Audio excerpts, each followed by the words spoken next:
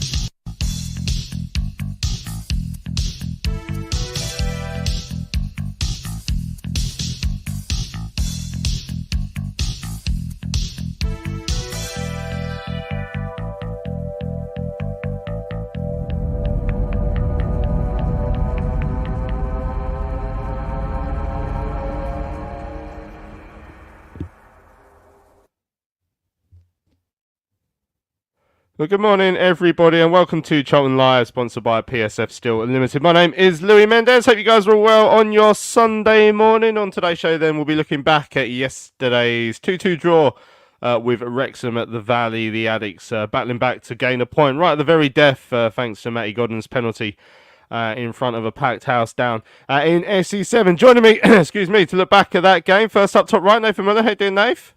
Yeah, living the dream, mate. Been a good weekend after the penalty yesterday, but yeah, it's all back to normal now, isn't it? it's all back to normal. It seems now. All of the hype's been made for a good game, but yeah, we'll go back again. We go again. Yeah, we'll get back to normal once we've discussed all the hype again today. we've got more messages, but we'll get to that. Also, joining us, bottom of the screen there, in his wee yellow away shirt is Tom Wanning. How you doing, Tom? All right, mate. I've seen it's on sale this weekend in the club shop, so I feel like I've been robbed, or clearly I haven't done a good job of marketing it. But a bit like Nath, I'm glad the circus is over now. It feels like all of that hype and everything, done, and we can kind of crack on with normal games again, which is good. Yeah. Did they? I mean, the club really should have sort of offered to hire you as like a human mannequin in the window, just to really sell those shirts. Everything must go, sort of reduced down to £5. Yeah. Modelled on our idol Tom Walling. Excellent. Right, so on today's show, then we'll look back at the game with Wrexham. We'll hear the goals from Charlton TV shortly. We'll also hear from the Addicts boss, Nathan Jones, and from fullback Josh Edwards, who came to speak to me after the game yesterday. I want to hear from you guys as well. Morning to everyone who's joining us in the chat. Ben was first in there, saying morning everyone. Sam's in there. Robert, all hell let loose. Stuart, Keith, Mike Salmon's with us as well. Bumped into Lewis yesterday. Well, he had a good day then. John's in there. Shiny Phil's in there. Ray, hope you had a good birthday yesterday, Ray. Paul's in there. Mickey, Gary, Paul. Yeah, let us know your thoughts on yesterday's game. Did you think a point was a fair result? What did you make of the performance as a whole? You can email us studio at charltonlive.co.uk. You can tweet us at Charlton Live, or the best thing to do is to add a live comment in the YouTube chat to let us know your thoughts on yesterday's performance. Before we hear the goals, Nath, I'm interested in how you want to sum that one up, really, because I mean we were chatting on our little WhatsApp chat on the way home yesterday, and I don't know, I felt like I was a bit flat after the game, despite obviously the last minute equaliser, which was a nice moment. I just felt overall a bit flat with the performance. What did you make of it? I think you could tell that we're missing key players first and foremost. I thought it was, at points in the game, I thought it was quite an end-to-end entertaining game. So in that respect, it did live up to the hype in that respect. But it was an end-to-end game that lacked any real quality, I think, for both teams. I don't think we deserve to lose. I was thrilled we got a point, but I don't think they deserve to lose either. So I thought a draw was a sort of fair result. We can all go back and forth in terms of who won it territorially, and that I just think it was just quite a fair game. First half was pretty good for us. I thought we played quite positive at times. Obviously, TC was getting a lot of joy, and then I don't know. I think after that break, I mean, the way they play, you had McLean and their other left wing back. I can't remember. O'Connor it might have been. I can't remember. And Josh got booked, didn't he? So it was like they had the full-on attack at him and running towards him. So I think he probably had to think about Anderson and Berry were covering a lot of ground, but I thought the changes sort of disjointed us a little bit. But it was a hard one because the TC up top wasn't working because it wasn't sticking, and you couldn't take him off because he was effective. So you had to try and shoehorn him in there. And I just thought, but you played well. Don't get me wrong, TC, but I just felt we sort of lost our sort of rhythm a little bit. But yeah, like I said, I just think it was a fair result all round, really. But we go back to them. We've got another couple of games now to get some minutes into some legs. But yeah, not too bad. I'm not that despondent, but it wasn't something that I'd write home about. Right, let's have a listen back to the goals then from Charlton TV. Your commentators. Steve Brown was alongside Terry Smith. Wrexham right-hand side's been swung in to the Charlton penalty area. In it comes. Low delivery as well. Goes across and it's found its way into the net. Didn't quite see who got the final touch. Was that McLean? It went to the near post. And a clutch of bodies in between as it was whipped in. Was it an own goal? Maybe Mannion got the last touch. I'm trying to see who got the touch. McLean wheeled away, but I've got a feeling that might be an own goal. Yeah, I think you're looking at the delivery here from O'Connor. It's a wicked delivery. We've just seen one from Berry that was better than that. The difference is that we couldn't get a touch on it. I actually think that might be Josh Edwards, who sort of was expecting the first player to win the header. He didn't, and therefore he sort of half turned his back and it's hit him and gone in. Edwards now swings it back into the penalty area. Mitchell stayed forward. It's Gillespie with a header and it's gone in! Macaulay Gillespie with a header just outside the 6-yard box, back across the goal from a pinpoint Edwards cross. Beyond the Conquo to bring the Charlton back level. Beautiful timing as well, and this time he did keep his eye on the flight of the ball and he made first contact. He might want to do that a little bit more when he's defending. That's a wonderful crossfield ball from Edwards. It's put back into a dangerous area. We make first contact at the far post. I'll leave it for us to debate whether that's just being put back into an area as a header or he actually meant to, because if it was me hitting it, I meant to put it in the far post. Dobson wants it inside of him. Dobson bringing it forward. Ball into Cannon. Cannon, little touch across to Mullin. Cannon gets it back and scores. Nobody followed Cannon in after the first shot, and an easy tap in through the legs of Mannion. It was a shot, the first one, but when it came back to Cannon, he teed up Mullin. It was, luckily went back towards him, but nobody followed him in. Wrexham have the lead. Yeah, and they had too many players in positions that we couldn't cover off. Edwards had to stay inside because he had a man to mark. He had nothing on his outside. And Cannon's come on and taken up some intelligent positions, but he's a touch fortuitous on how the ball's arrived back to him, because as a centre-half, when you make a last-ditch challenge, that ball can go absolutely anywhere. Mitchell again getting pushed and shoved. Taylor sends it in. It's a deep one. Gillespie will jump. Everybody jumps. And it's a handball coming in there. It's gone in! Oh, it's defended. Get a penalty! Charlton get a penalty from the handball in the box. Mitchell O'Connor and O'Connor battling. Got him. Steps forward. Strikes it into the roof of the net. The Addicts come back level. And Charlton have a point out of this game, which their Fieldale deserve. Once again, Wrexham players having a go at Mitchell, who's gone over to the covered end, fist pumping. The Addicts are back at 2-2, and the Valley's rocking. There we go, and it was rocking at the end there when we get that late equaliser. Matty Godden balls a steal from the penalty spot there, Tom, to fire it down the middle and into the roof of net and rescue a point. I mean, overall, was the point the fair result? Absolutely, it was. Yeah, just like Nate said, I don't think we deserved to lose the game. I think if we'd won it, that probably wouldn't have quite been fair either. I thought it was interesting. I listened to Parky's interview after, and obviously you take what managers say after the game with a pinch of salt, but he said, it wasn't a penalty. I think him or George Dobson was saying they were surprised at the way we celebrated it. It's a 97th minute equaliser against the team second in the league. So, I think it was thoroughly deserved. And a bit like you boys were saying, really, I didn't think we played particularly well, but that doesn't mean we don't deserve the draw. So I think when we reflect on the games against Birmingham, Stockport and Wrexham, I can't think if there's been one or two games in between that, but those teams obviously are up there. and you look at the points we got from those, you've got to be relatively happy. Okay, Stockport, we probably should have won. Barnsley away, we could have lost, but then almost snatched. So we're in all of these games. I think that's probably the way I'm looking at it. And yes, when you look at the table, we're a long way down it, but it's very, very tight. And a couple of those games go the other way, and we're probably in third or fourth position now. So I think given that we haven't played that well, really, apart from Birmingham, which was more of a defensive display, and Stockport, which is probably the only game where we've all said, look, going forward, we clicked and we didn't even manage to win that. I think you've got to be happy with where we are. And as I say, there was so much hype around yesterday's game. You guys spoke about it on Thursday. We've all been speaking about it all week in the chat. Obviously, the ticket sales, the half and half scarves, the amount of sort of day trippers that there were there yesterday. Obviously, Wrexham are bringing a big crowd as well, and everything that comes with them.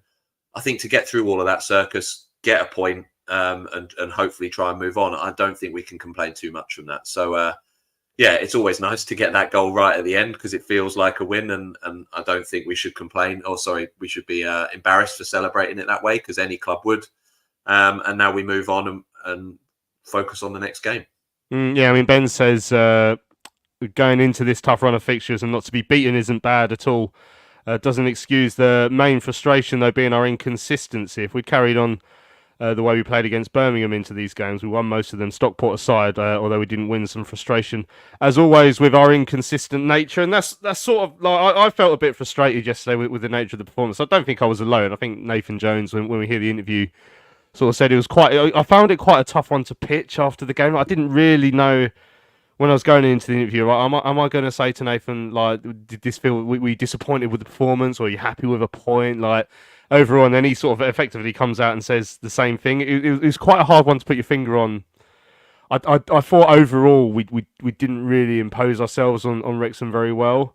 We had a few moments here and there, and we battled to the end, which you've always got to ask for, but that's always to be expected as well.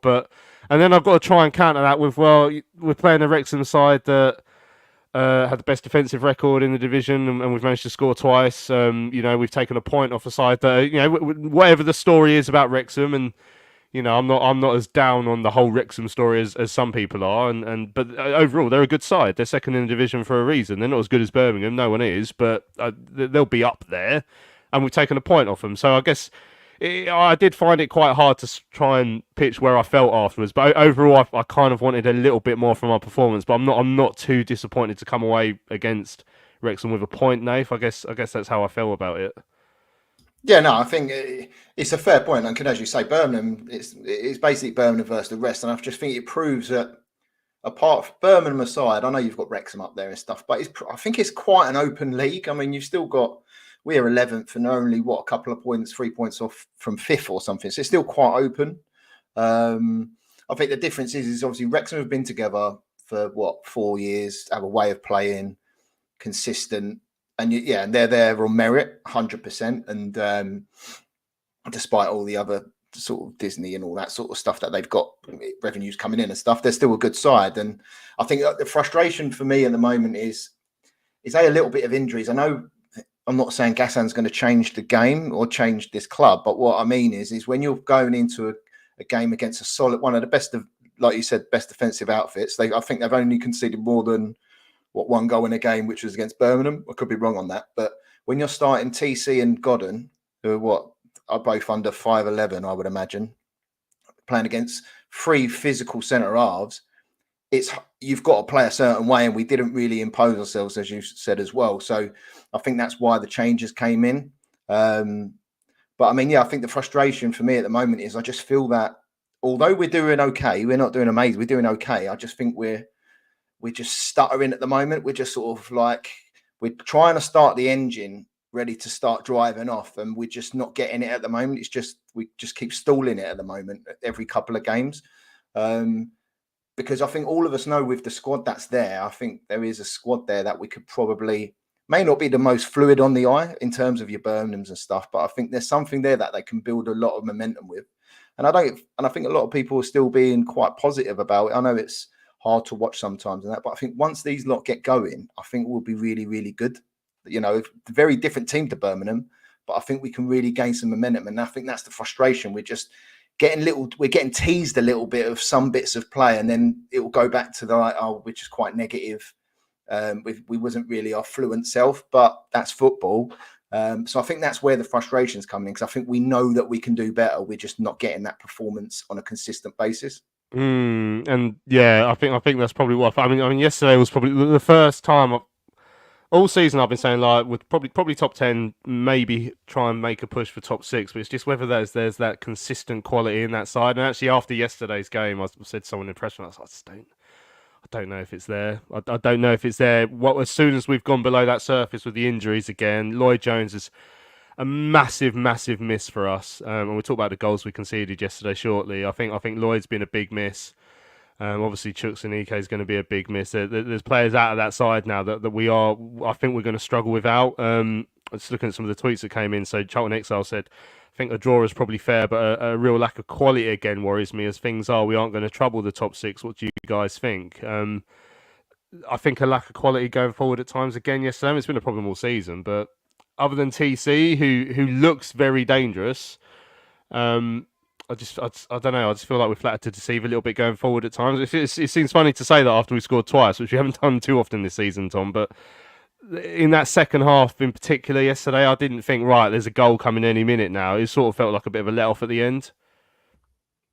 A little bit, but I only think that's because we've gone behind again, and it was a sloppy goal to concede. I think if that game's 1-1, I'm maybe not in the same mindset. I think a little bit like you're both saying. I think Nate's point there.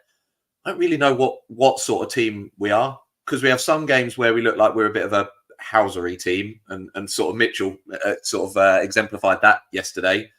We have some times where we look like we're trying to be a sort of pacey team down the wide. Now, maybe that's just because Kane Ramsey's out at the moment, so we're less able to do that.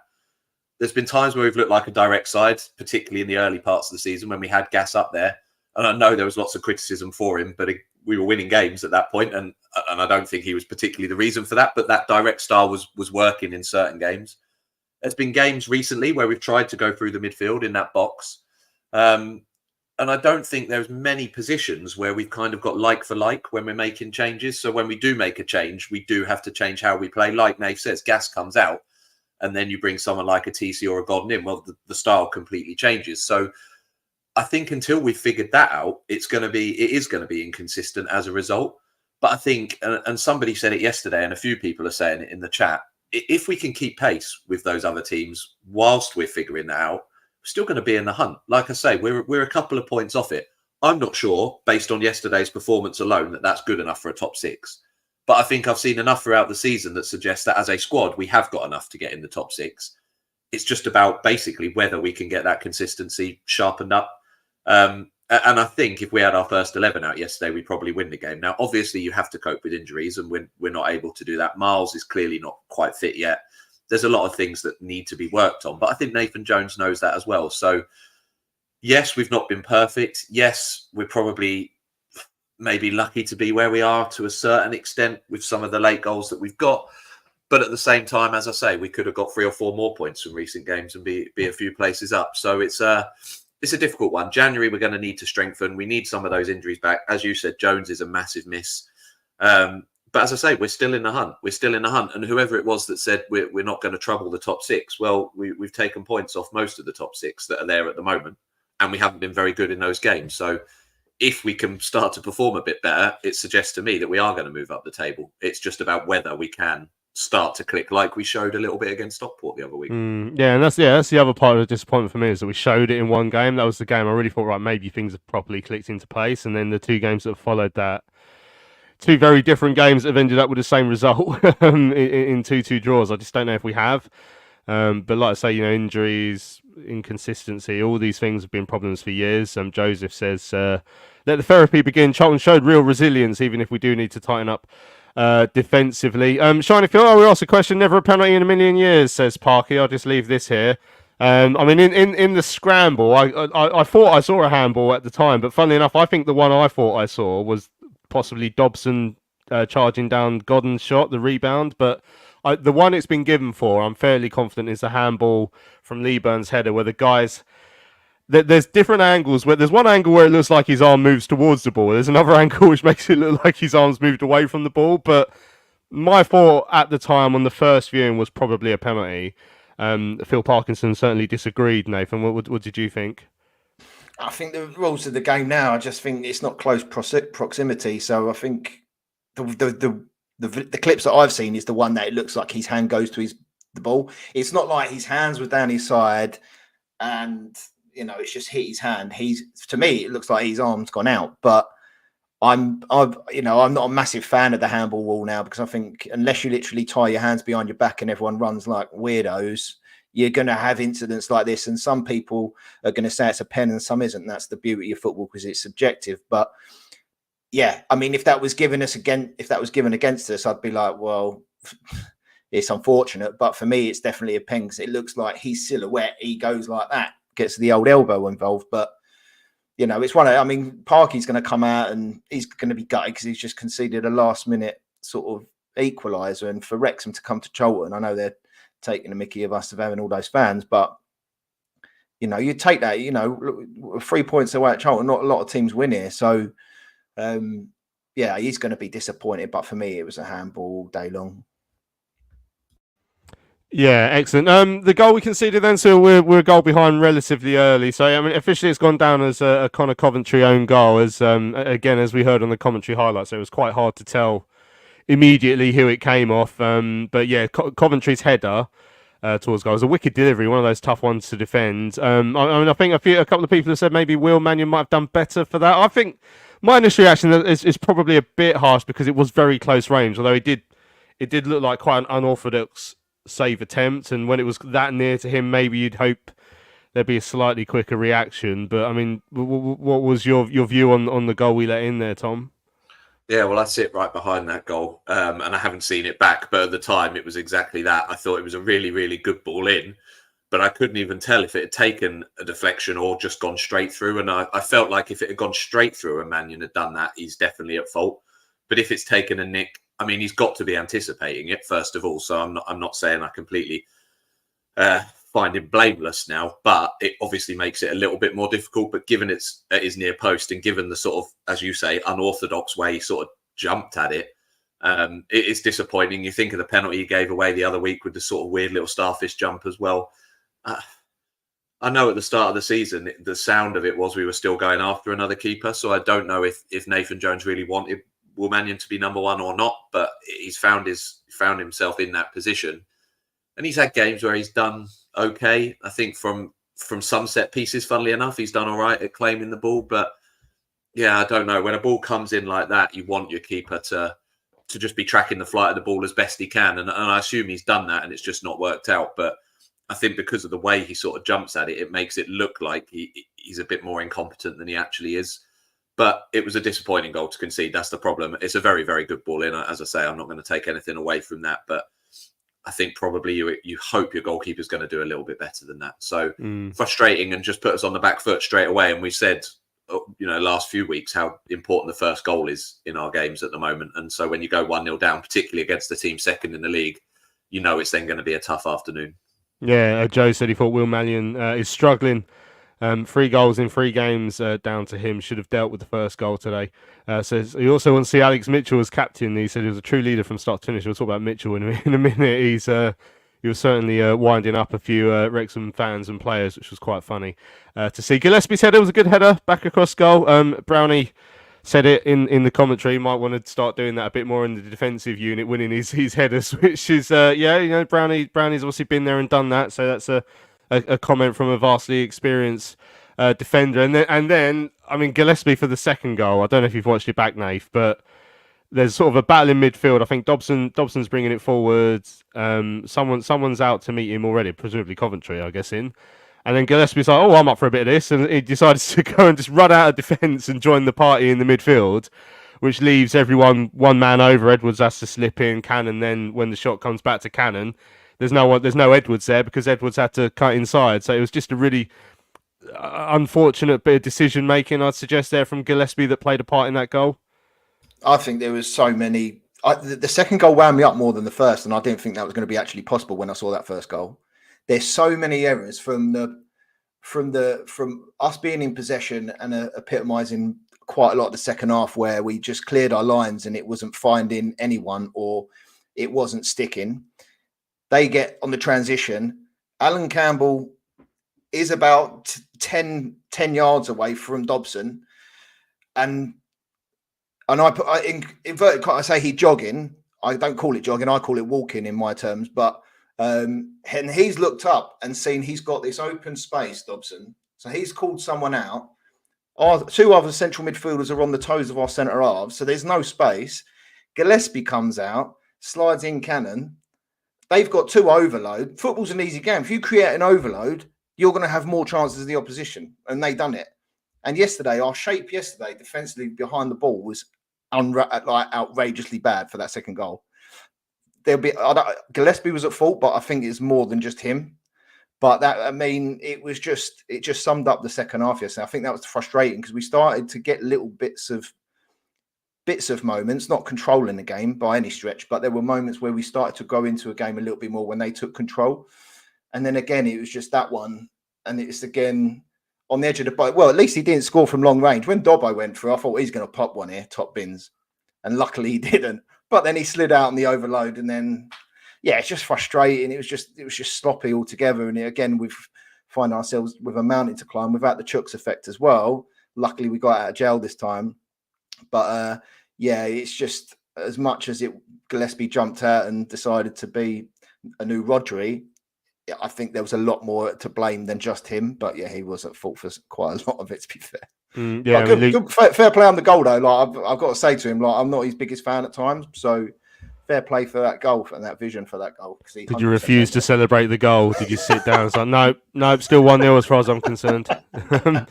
Luke says Gillespie is the weak link in our team. He constantly gets too tight to his man and getting turned, and he's always pulling. The players' Trim saying that the Brownie's been calling Gillespie out every game now. Completely agree. I think since Jones has come out, don't forget at the start of the season we were all saying actually Gillespie's surprised us in a good way. Part of that back three, and we looked quite solid, but it didn't really last. It wasn't great at times last season as well. And yeah, Paul and Alex both saying like the questions of Will Mannion are coinciding with our defensive injuries, and Alex saying that we're giving Mannion more to do in recent games. He is making decent saves, but the defence is leaking chances. Sam pointing out if you don't have a number one, it shows we're more likely to sign another goalkeeper. And I mean, quite obviously we did try and do that in the summer, and it never happened. I mean, there were changes at half time, a switch in the shape as well. As Stuart points out, he said a lot of formations during that game can't help the players. So it was Anderson who came off at half time, wasn't it? For Leeburn. That's where we went from the 4 to the 3 defensively as well. I thought we weren't as good in the second half. That's probably why I felt at the end. I felt I'm glad we got away with it, but I don't know if I was that excited in that second period. Tom, did the change of formation work there? I wouldn't have said so. No, I agree with you. I think first half an hour of the first half, I thought we looked probably the better team. And probably the majority of our chances came from that spell in the game. And obviously we had that TC chance, didn't we, right at the start of the second half. But overall, no, I thought they were the better side in the second half. And I said it, I think, in the opening to the show, Leeburn just looks just not up to match speed yet. I think when he first came in, I can't remember which game it was that he came off the bench, he looked electric every time he got the ball, but then he's had longer spells. I think he started one of the games, didn't he? And then he obviously had a long spell yesterday as well.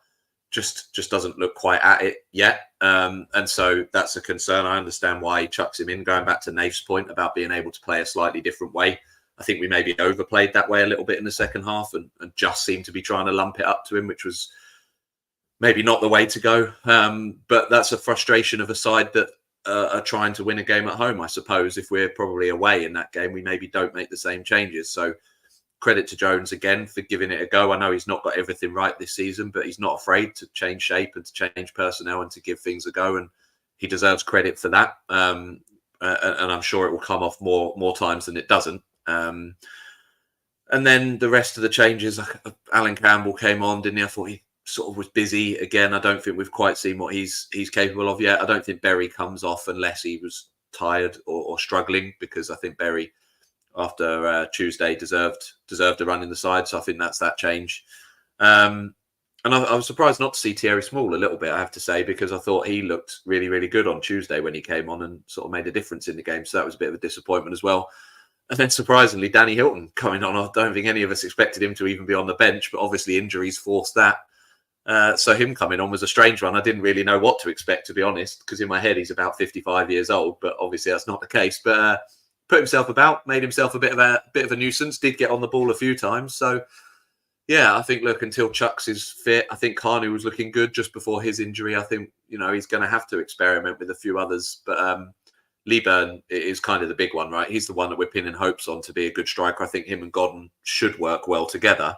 But until he's up to speed, then that's a struggle. And Godden just doesn't get in the game enough. I don't know whether that's his fault or the team's fault, but we said it after the last week as well.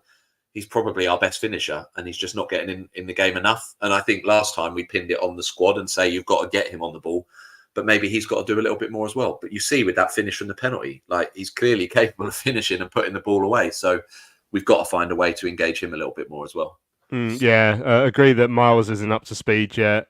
Interested in people's views on Danny Hilton when he came on. I've seen mixed reviews. I certainly tried when he came on and asked Nathan Jones about that. Stuart pointing out the amount of goals we conceded since Lloyd Jones has been missing 5 in the 3 games. I think he's a massive miss for us. Like I say, as I mentioned on Thursday's show, Benji bumped into him in Sainsbury's, so hopefully he's not going to be out for too long. I'm saying like Lloyd told Ben, not that Ben's injured him in Sainsbury's. Just in case that wasn't clear there. So Alex Mitchell, that was good fun. So he's done it all season. Like, he loves to wind up opposition fans and players. I remember against Birmingham, he was really doing it. But at 2-1 down in about the 93rd minute, he gave away. I think it was him who gave away a free kick near our corner flag, and he was giving it to the Jimmy Seed stand then, like, to their fans. It's like, we're losing at this point, like, but he can't help himself. He just wants to have a word. So I did think, if we get something here, I bet he's gonna give it a little bit back to the crowd, and he did at full time. It was very funny. He had a bit of pushing and shoving with McLean and a couple of the other ones as well. As Luke pointed out, Danny Hilton was the 1,000th player in our history as well, so that will go down in the record books as something that happened, certainly. And yeah, just one other thing that people have pointed out, and you'll hear Nathan Jones talk about it as well. The challenge that led to the free kick from Revan on TC was an absolute disgrace. Like, it's not. I've said it. I've always had this theory that when you're making one of those cynical challenges where you're not trying to take the ball, I don't see how that's different to going up and just kicking someone. Like, so if the ball wasn't there, if I just came to Nathan's house now and just kicked him in the leg, I'd expect to be sent off. Like, if there's also a referee in Nathan's bedroom there, but like, it makes no sense. But also, it wasn't even like just a little trip. It was a proper, like, if he kicked him a little, that could have been really nasty. That one, it was a horrible challenge. So yeah, the ref was very quick to get the yellow card out, but that could have comfortably been a red card as well, as Nathan Jones says in his interview, which I think we'll hear now. There's still loads to talk about from yesterday. Got loads of your messages still to come to as well, but let's hear what the Addicts boss, Nathan Jones, made of yesterday's 2-2 draw with Wrexham. I caught up with him after the game. Nathan, 2-2 draw with Wrexham. How did you see the game today? It's difficult, really. I'm probably going to have to watch it back to give you a real proper thing, because a lot of people tell me, look, you're probably better than we thought you were. I didn't think we did the basics well enough. I thought, like, we allowed especially Ollie Palmer to dictate us a little bit, to get them up the pitch. I mean, we had more possession, more shots on target. So we must have done something right. We scored 2 goals at home. It's just, I never felt we were in total control of the game. I never felt we were front-footed enough. In spells, I thought we were excellent. How we moved the ball, how we moved the football, how we created stuff and things.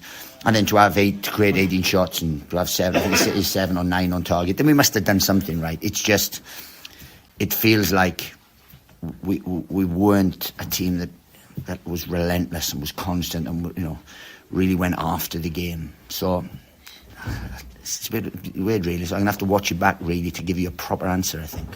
But your side did battle to the end, I guess, and that is something you're always going to ask from them. Oh, they always do. They always battle. It's just, we just need a bit more know-how. But look, let's be honest with you as well. We've got 7 or 8 massive injuries, like big injuries. So Lloyd Jones is key to us. Kane Ramsey's key to us. We've got Gassan, Chucks, Loadout, Daniel Carno. So we're talking about players that would start for us, and Chucks with impact and so on, providing, and the other injuries we have as well. Dan Potts injured, and these are players that are physical, big, strong, that would have gone up and affected the game far more than we did. So I felt Wrexham went into front and were able to build something because we weren't as dominant as we should have been on that first ball. If we had done that, then I think it would have been a different outcome. But I think at spells we were good, at spells we weren't, but we showed a lot of character, scored 2, kept going right till the end, kept having belief. And as I said, feels like a point gain today, whereas Tuesday was definitely 2 points dropped. The Wrexham manager Phil Parkinson got booked after the penalty. I mean, have you viewed it back? Do you think it was a clear-cut one? Or?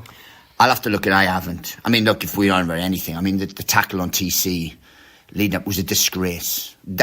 We talk about rules and we talk about everything. I'd rather get punched in the face than someone go wipe me clean out. That's a young boy, 20 years of age, running at full pelt, and someone can come behind and boot him. That provides proper injuries. That's a red card, like, for me. So we can talk about a penalty decision. I don't know. I haven't looked at it. Genuinely haven't looked at it. I'm not doing a clever thing. But for me, the big thing was that was a disgraceful challenge. And that should be ruled out because that can break legs, break ankles and change people's lives. And I don't like that. It was a great penalty from Matt Godden. A moment like that in front of such a big crowd could be quite important to get more of those fans to come back again. Well, we do, and that's the frustrating thing. We know every time we get a big crowd in, then we don't quite respond. But we've played pretty much everyone, really, all the top ones, all the ones that think they're going to be up there or believe they're going to be up or will be up there, and we haven't been beaten. No top side has beaten us. It shows we've got something, but we've just got to be a bit more consistent, a little bit more aggressive, a little bit more fluent in what we do and evolve into this team. We've got a lot of new players. We've got a lot of injuries. To be fair to Wrexham, they've had real continuity in their team for 3-4 years now. So it kind of showed today. I felt they were just a little bit more of a team than us today, even though, look, statistically we've been the better team. How hard is it to find that consistency in performances with those players out and to try and recreate what you've had at times this season with the players you've got currently? Well, look, if you've got all your players available, you pick your best squad, then you go bang, but we had everyone available in the early season. We were 10 out of 4 games, 10 points of 4 games, so it has affected us because it meant we've had to make changes and stuff. But look, it's a real tight league, it's really tight. There's a long way to go. I think we were 13 games in so far. So long way to go. We have to make sure that we keep evolving, keep getting better, keep finding the right formula. And then look, to be fair, we've got to do the basics a bit better. If we do the basics better, then we win football games. Because I always fancy us to score goals because we've got individuals that can score goals. We've got a structure that constantly tries to score goals. So it's just about doing the basics a little bit better. Another injury to add as well with Tene coming off really early. What's the early news on him? I have no idea yet. And Danny Hilton, I don't know if you know, becomes a 1,000th player to play for Charlton, but what did you make of him today? I thought he came on and affected the football game. I thought every time we went into him, Wrexham couldn't clear the ball because he used his body well, how he is. We've been brought in to help Gassan, to help Miles, to help Danny O'Connell, because a fully fit 5 years ago Danny Hilton would be a magnificent signing for this football club. It's just age-wise and stuff, but he's been brought in for dual things, really. One, to give me impact, because he does, and two, to help others with what he does, because he's such a clever frontman. In terms of the penalty, Stephen Henderson was looking the other way. I didn't manage to catch. Did you turn around? Or No, it's the first time I've watched a pen for about 8 years. Right. What made you change your mind to watch that one? Well, last time we've had 2 penalties here and we missed them both, so I thought it ain't doing me any good. TC and Chuck's both missed penalties here at things, so I thought, well, might as well watch it.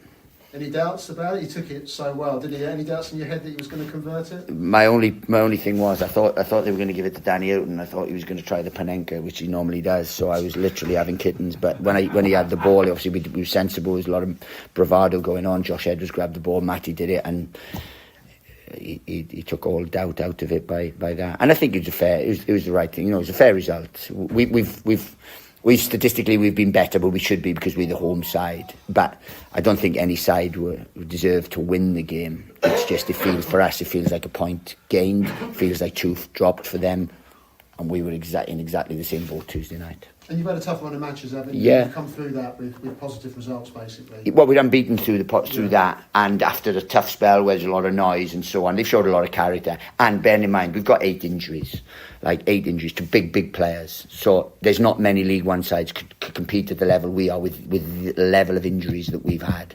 You look at the front men we've got out. Like, and I've had out, Hills has come back today, he's trained one day, but we've had 4 centre forwards out. We've got 2 of our main back 4 out, Kane and Lloyd, big players for us. Lloyd's been immense for us and things. So it has been a tough run and going through that. 2 cup games now, so we've got 2 weeks for the next league game. So hopefully, and again, we've got 2 very important games to come up. But by the time we go to Exeter, I'm hoping that we're further down the line with those. PSF Steel Limited is a trade supplier of steel fabrication and erection services to the new build, construction and refurbishment market in southern England. With their unrivaled depth of experience, they excel at providing their customers with high quality and cost-effective steel fabrication solutions. Their customers include national and regional house builders, such as Barratt Homes, Bellway Homes, the Vistry Group and Taylor Wimpey. They pride themselves on their service-based ethos and commitment to customer service excellence, which includes full technical backup and on-site services and support. If you would like more information, go to www.psfsteel.co.uk. That's www.psfsteel.co.uk. Hello fellow addicts, I'm so excited to tell you all about our micropub, the River Ale House. The River Ale House is based in East Greenwich. It has 6 Pub of the Year awards, an ever-changing selection of amazing beer. It's owned by Charlton fans, walkable to the ground in just 20 minutes with buses that go direct to the Valley too. If your matchday routine includes a drink with your friends, you must join your fellow addicts in the River. See you soon.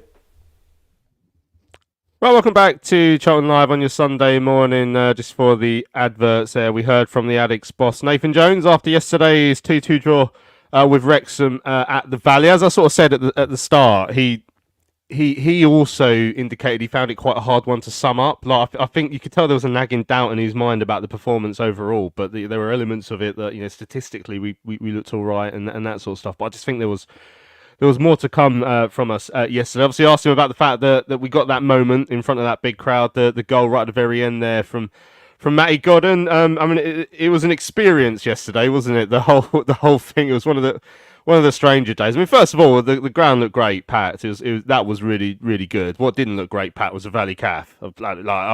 Walked in. I was like, normally at midday I can get a seat, no problems, but I had to go and dump my stuff on someone else's table and just join them. I was lucky; it was a couple of nice chaps actually, but it was really busy everywhere yesterday. Joe mentioned they had one of their best days at the pub as well, which is good. So it goes to show that if we can get back to the Premier League and get those sort of crowds every week, how important that would be for local economy as well and that sort of stuff. Like it's amazing how much of a difference it makes, not just to us as club and the fans, but the local area.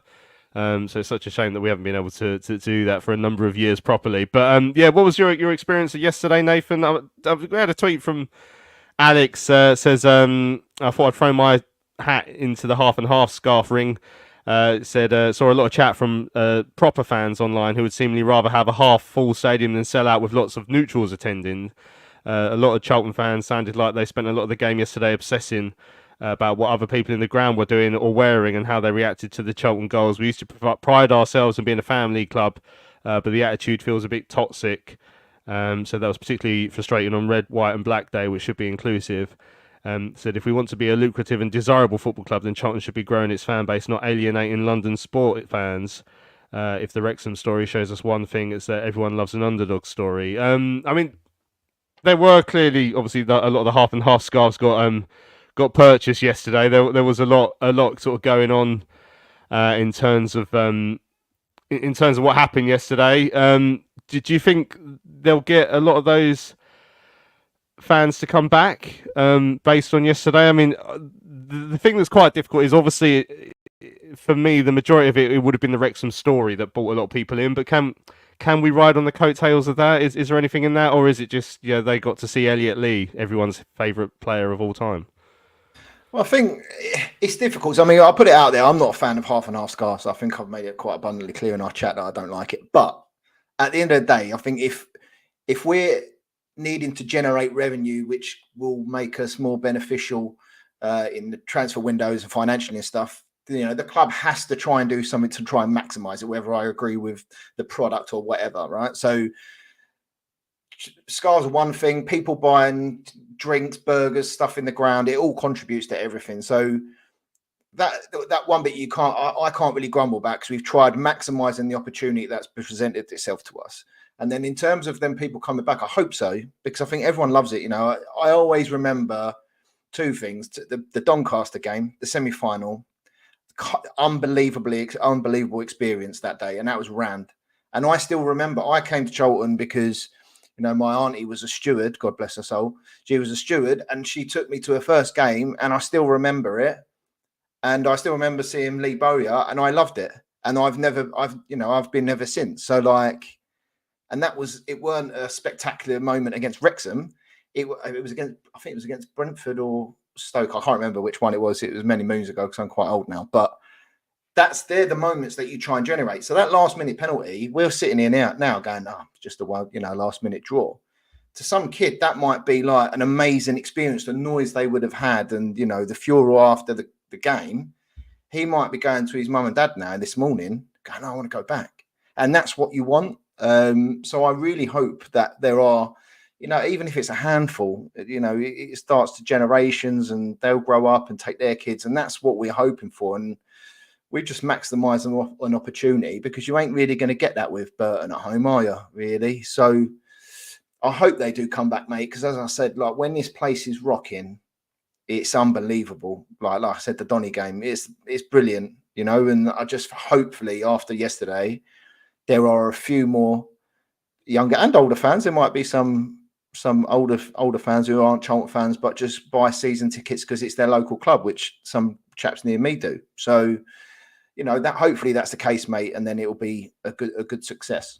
There's a great irony from yesterday. I don't think I even mentioned this on Thursday, but when we were in the Premier League, you know, so we had my dad and my family, we had season tickets, but also our neighbours came.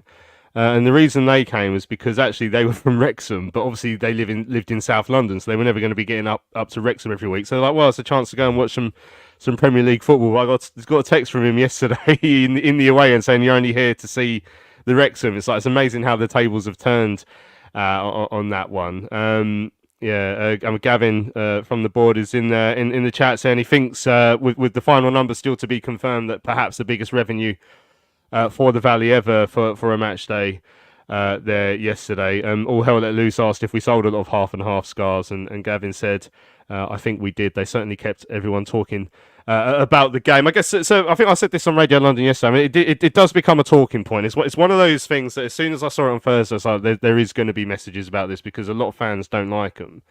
And the only slight concern with a half and half scarf like that is the message it sends is that, as Lewis said on Thursday, that we're not the main attraction of this game. Like, oh look, aren't you lucky you get to see someone play Wrexham? But I'm just hoping that, you know, the last minute penalty does win a few people over. And like I've never watched the documentary. I've never really understood why that would be something that would really get you into football. Like, it's a very different experience to actually watching the game. But it's no doubt that obviously it's made a huge difference for Wrexham, and just hope that, you know, that we get something. Norman saying, if you don't like them, don't buy them. If it's your bag, then crack on and buy them. And like I say, half of that scarf is a Charlton scarf, so hopefully some of those people from around here will now be looking at that game yesterday and think, well, I enjoyed the big experience of being at the Valley. I enjoyed the big crowd. I enjoyed Matty Godden. I enjoyed Alex Mitchell winding up Wrexham. You know, maybe there's something to cling on to there, but it's very, very difficult for that one-off to be something that will keep people coming back. Just hopefully that one or two people, as Luke says, we've been languishing in League One for a good 5 years or so now. Maybe we aren't the main attraction anymore. Well, that's just true. We know that's true because we see the crowds we get. Even when we won, got promoted last time, the games at the Valley towards the end of the season weren't massive crowds. But like I say, that's where we are. Let's hear from Josh Edwards, shall we? Played his part in the first goal yesterday, didn't he? It was his cross for Macaulay Gillespie's header. This is what he had to say after yesterday's draw. Late drama today. Deserved draw for the Addicts? Yeah, I'd say we deserve to get at least a point out of the game. I think also Wrexham were on top for parts of the game, and then we took control of parts of the game. So overall, it was quite even, I thought. Mind you, we were lucky we got the penalty in the end, because it could quite easily have been a 2-1 loss. But credit to the boys to show character, and we dug out a point. So I think in the end it was probably a fair result. Yeah, great character from Matty there with the last kick of the game. A lot of pressure on that one for him. Yeah, he's I won't say that. He's a strong man. So it was. I don't think many other boys could step up and do that. So credit to him, and I'm so glad he scored anyway. It was a good spot by the referee as well. I think in the melee it would have been quite hard to miss that handball. Yeah. To be fair, I was right behind him, and it looked fairly obvious. Like I was screaming for it, but it's one of them that he might have missed it, might have not have given it, but obviously I think it was fairly clear cut and it was the correct decision in the end. Yeah, and just shows the character of the side, I guess, to keep battling away then when it seemed like all was lost at the end. Yeah, I mean, it was what the TC was running up the line at the 95th minute or whatever it was at full pelt, so things like that just keep us going, driving us up the pitch, and one is the fill, managed to get the ball in the box and caused a bit of carnage, and City's hand, we've got the penalty, so it just shows the fitness of the boys that we can still keep going and drive up the pitch in the 85th minute. Over the course of the game, it didn't feel like there was a great deal between the two sides. Is that fair? When you're out there? Yeah, I probably agree. I think obviously we know Wrexham are going to be right up there towards come the end of the season, so it was nice to size ourselves up against them. Obviously, we want to play better, we want to do better. We feel like we could have done better, impacted our game a lot more. But in the end, like I said, I think the point was a fair reflection of the game. Yeah, the massive crowd today, did they play a part in that? Yeah, absolutely. That was a really good atmosphere to be a part of. It's the fullest I've seen the Valley, and it was a great experience to be out there playing. Hopefully, we've managed to convince a few of them to come back again next week or whenever we play again.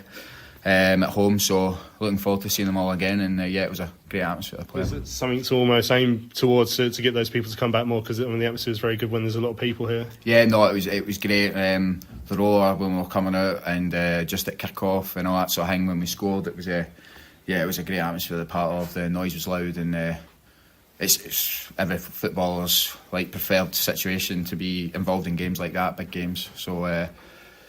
It was a great atmosphere to be a part of, and hopefully it keeps up throughout the season. Have you seen the run of form since the Birmingham game? It's 3 draws now. I guess all 3 of those could have gone either way. Yeah, exactly. It's little things that we can do better. At Stockport game, we probably should have won that one, but we gave away a cheap penalty, and so we've done that to ourselves. The Barnsley game during the week, we weren't great, but we've managed to scrape something out. But in the end, we probably should have won that game, and then today it was topsy-turvy. Both teams had spells in the match, and I think, like I said, the point was deserved, but it shows that we keep going. Obviously 2 late goals against Barnsley, a late goal here today, shows that we keep going, and hopefully as the season continues, the late goals we're scoring turn into wins, and we can keep the back door shut, not concede some of the goals we've been conceding at the minute, because we're a bit disappointed with some of them. You can say, how hard is it to keep that consistency? We saw that the defensive display against Birmingham, obviously a few weeks ago, was unbelievable. There's been a few goals conceded there. How hard is it to sort of stay on the right level? Obviously it's tough. There's a lot of games it comes thick and fast in this league, which is something different for me. I'm used to sort of Saturday, but that's something I need to adapt to. I think we will. I think we'll start being on the right end of these results, but a draw today wasn't the worst result. There you go, that's Josh Edwards after yesterday's game with Wrexham at the Valley. What have you made of him since he's come back from his injury, Tom? I think he's been good. That first game away at Wigan, he was excellent. I can't remember if he got man of the match, but he was certainly up there in terms of those performances. Obviously, that injury came so quickly after that, and you're always worried. I think we thought it was going to be a more serious injury than it was. Obviously, he came back relatively quickly, which is great, and I think he's playing his way back up to speed. Obviously, in recent weeks, he's had to come into a different formation, because obviously that first game and a bit before he got injured, we were in that five-man defence. But yeah, I think he's pretty solid, and I think, like you said, if it wasn't for the fact that Lloyd Jones was out injured and Ramsey, I think if you look at Jones, Mitchell, Ramsey and Edwards, I don't know if those 4 have played together at all, maybe once. But I think that's your starters if you're playing a 4-man defence. And I think the quality sadly drops off quite a lot after that. I think Gillespie, like we were saying earlier, has been okay in the back 3, but I think in a 2 he struggles a little bit. I think Romani, when he came on the other day, and actually yesterday as well, when he had to come on, has been okay. And as I say, I've been relatively impressed with Thierry Small off the bench, but it is a bit of a step down. And it goes back to that thing I've said on here for years about the consistency. And when you start rotating, that always puts you in a bit of trouble defensively. So, yeah, I think he's good. I think I like what him and Mitchell have brought to the team this season. I think Ramsey's really kicked on from the cameos we saw of him last season, and Jones has stepped up. I think we've seen bits of Jones over the last year and a bit already to say that he was a good defender, and I think he's really kicked on this year. So if we can get them back fit, which is obviously a big ask, if Benji stops kicking defenders when he's out food shopping, then I think we'll start to solidify again. Hopefully that will bring Mannion's confidence back up and he'll improve. And we have to then build on that solid defence again. But yeah, I think Edwards has done well. He had to play in a couple of slightly different positions, didn't he, as well yesterday? And I thought he's done well. Excellent. So a couple of emails came in. Malk talking about that challenge on TC. He said lucky that TC wasn't injured. Should have been a red card. Dudley said he thought we just about deserved a point due to our fighting quality, led by the swashbuckling Alex Mitchell. What a man! Strong, aggressive, passionate, and powerful. His will to win is second to none. He says, one of the few people suggested he thinks that Mitchell should be captain. Duncan said the draw against the mighty Wrexham was a fair result. After a quarter of the season, despite not playing well and still working out our best team system, we're still in touch with the playoffs. I'm still confident that things will click and we'll start turning draws into wins. He gives a shout out for Alex Mitchell as well. A lot of people were very pleased with Alex Mitchell's antics yesterday, which were very funny. McSquared said it was a good open game yesterday. Lots of chances. On the balance of play, we deserved to draw. We're showing a bit more resilience this season. He said once again, it was Campbell and Lieburn that were our most effective attacking players, which is no surprise. They're the only ones with any real pace. It's a pity our finishing is so poor overall. He says he thinks it should have been a penalty. And says definitely hand to ball, so no argument in the circumstances. With the amount of key players, we're missing a decent point. He said yesterday. I was talking. A couple of people have mentioned about the captaincy. Obviously, Alex Mitchell was his name was thrown into the ring by quite a few people there. Aaron saying, does everyone think that Doherty will remain our captain for the whole season? I can't see him being stripped of it in terms of like who got stripped of it before? Was it Jaden? Yeah, got stripped of it for Dobbo because he was on the verge of leaving. But in terms of playing every week, he's not, is he, Doherty? In and out. As I said on Thursday, all of the midfielders like him, Alan Campbell, Luke Berry, they're inconsistent, sometimes flatter to deceiving games. Sometimes it's hard to say what they've actually done in a game. It's helpful that Berry will score a few goals every now and then, which is obviously a very good thing to be doing. But overall, of that sort of the slightly further forward midfielders, Anderson as well. Anderson, you can sort of tell what he's there for, even if then when he gets the ball, he doesn't always do much with it. But that midfield drives me crazy. And it sort of says a lot that he's been made captain and then actually you're not sure if he's going to be playing every week now, in Doherty. Yeah, I think it's difficult, isn't it? I think because Doherty in that system, it's like, do you play him? Is he technically as good as, say, like a Terry Taylor and Coventry? Probably not. So he's more then there for his industry. So it's like, well, you can't really put him in a 10 alongside Anderson because then you've just got two industrious players with no flair or creativity whatsoever, in my opinion. But yeah, I can't see him being stripped it. But for me, I know the captaincy is a good thing and they walk out, the tunnel, etc. But I think it's other stuff as well, like standards on the training pitch, professionalism. And, if you've got good enough leaders, which we all said, we've got Jones, Mitchell, all that sort of stuff on the pitch anyway, just because someone's wearing an armband, it doesn't mean they shut up.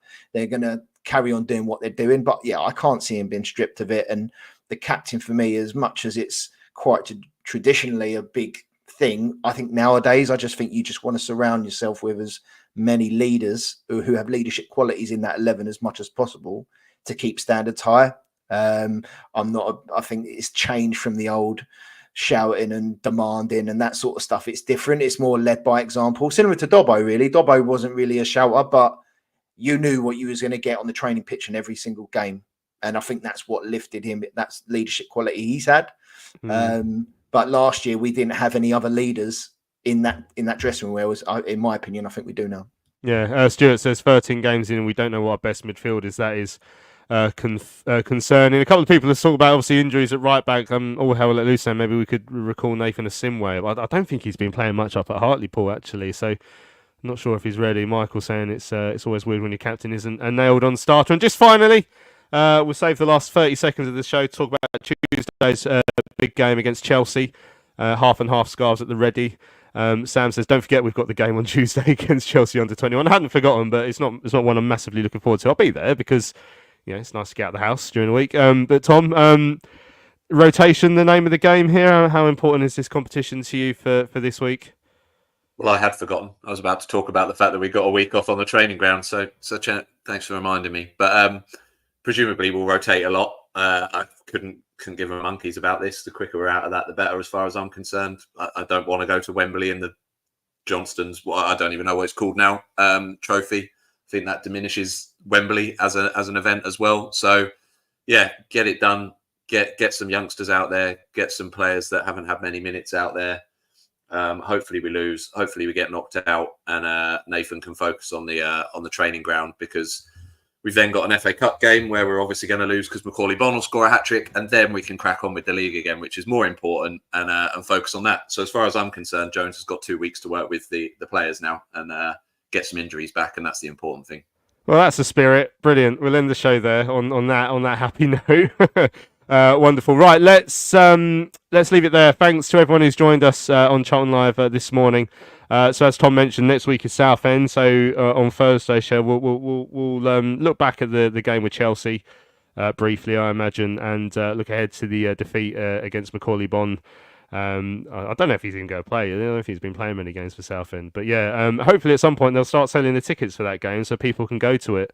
But I look forward to being there anyway. Right, yeah, massive thanks to everyone who's joined us live or anyone who sent in messages as well. Really enjoy all your correspondence as per always. Nathan and Tom, a pleasure. Cheers, lads. Cheers, boys. Thanks for the doing the marketing of selling all the tickets for Southend away. I'm sure everyone's going to buy them after those comments. If they're not on sale, the club are taking it as seriously as I am. So. They would, I'm sure they would if they could. But yeah, so I suspect before Saturday we'll find out when the tickets are going on sale. It might just be a case of everyone just turn up and just hope there's a ticket there, or I don't know. We'll see. I'm sure it'll be out tomorrow. I'm sure. Right. I'm Louis Mendez. Massive thanks for listening to Charlton Live, sponsored by PSF Steel. Don't forget to subscribe wherever you see the Charlton Live pod, so you never miss another show. We'll be back on Thursday. See you then.